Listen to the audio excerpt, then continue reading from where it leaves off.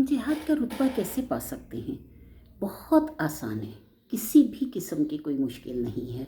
آپ اپنے دن میں اگر 20 منٹ نکالتی ہیں اپنی ذات کے لیے اور اس میں آپ اپنے آپ کو قرآن پاک سے آشنا کرنے کی کوشش کرتی ہیں، اللہ کے احکامات سے، رسول اکرم صلی اللہ علیہ وآلہ وسلم کی سنتوں سے آشنا کرنے کی کوشش کرتی ہیں، تو سمجھیں کہ آپ نے جہاد میں وقت گزارا۔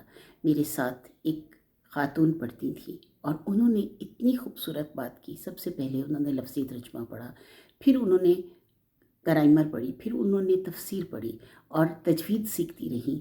تو میں نے ان سے پوچھا کہ آپ ایسا کیوں کرتی ہیں؟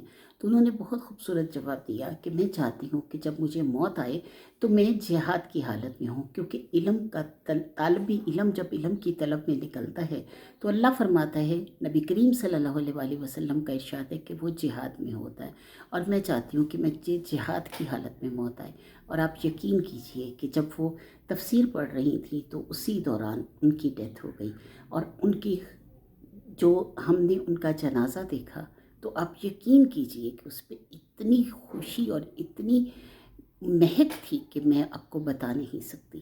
آج بھی وقت ہے، آپ سب لوگ قرآن پاک کو کھولیں اور پڑھیں، اور کوشش یہ کریں کہ اپنے رب کی طرف پلٹیں۔ یہ جہاد ہے، جہاد کا طالب کبھی بھی نہیں مرتا۔ اللہ فرماتا ہے کہ جو میری راستے میں مر گئے انہیں مردہ مت کہو، وہ زندہ ہیں، لیکن تمہیں شعور نہیں۔